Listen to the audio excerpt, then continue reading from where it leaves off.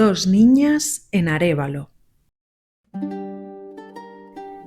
En la villa de Arévalo, en la meseta castellana, la vida discurría lentamente en el siglo XIV.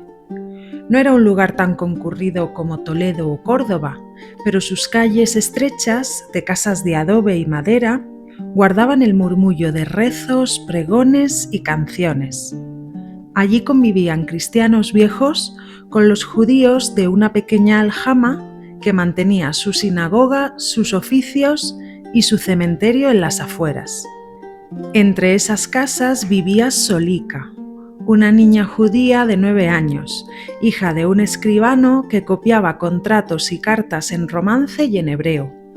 A pocos pasos, en la parte cristiana del barrio, estaba Inés, hija de un curtidor que trabajaba en las tenerías junto al río Adaja. Ambas se habían conocido en el mercado, donde las madres acudían a comprar harina, legumbres y queso. Desde entonces, la amistad nació como un brote tierno. Inés admiraba la manera en que Solika bordaba letras hebreas en los márgenes de papeles sobrantes que su padre le daba. Le parecían dibujos misteriosos, con curvas y ángulos que hablaban de secretos. Solika, en cambio, encontraba fascinante escuchar las canciones que Inés aprendía en las procesiones de la iglesia de San Martín, aunque sabía que no debía repetirlas en voz alta en casa. Corría el año 1325 y aún faltaban décadas para las grandes persecuciones de 1391, pero el clima de desconfianza entre comunidades se dejaba sentir.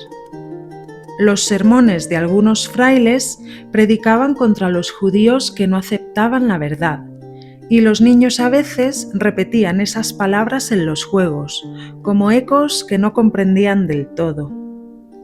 Aún así, en una villa pequeña como Arévalo, las necesidades cotidianas y el comercio mantenían abiertos los lazos. Las dos niñas compartían paseos junto a la muralla, donde miraban pasar a los mercaderes con paños de Segovia o vino de Medina. Una tarde, Inés llevó a Solika una ramita de romero bendecido en Pascua.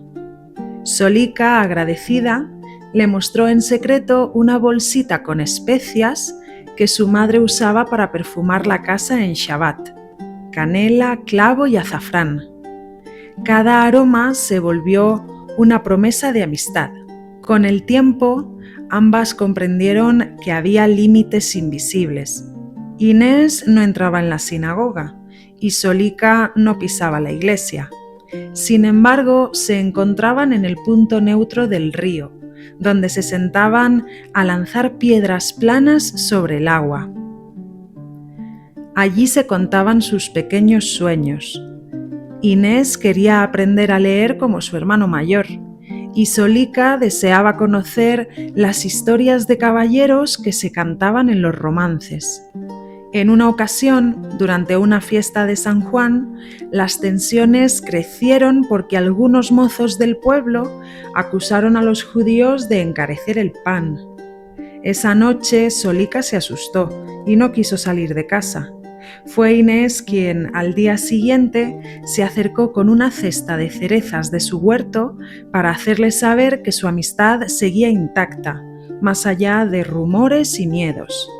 Los años pasarían y nadie recordaría con exactitud qué fue de ellas, pero en aquel rincón de Castilla, dos niñas, una judía y una cristiana, habían compartido gestos sencillos que desafiaban prejuicios: un canto, una bolsita de especias y una rama de romero.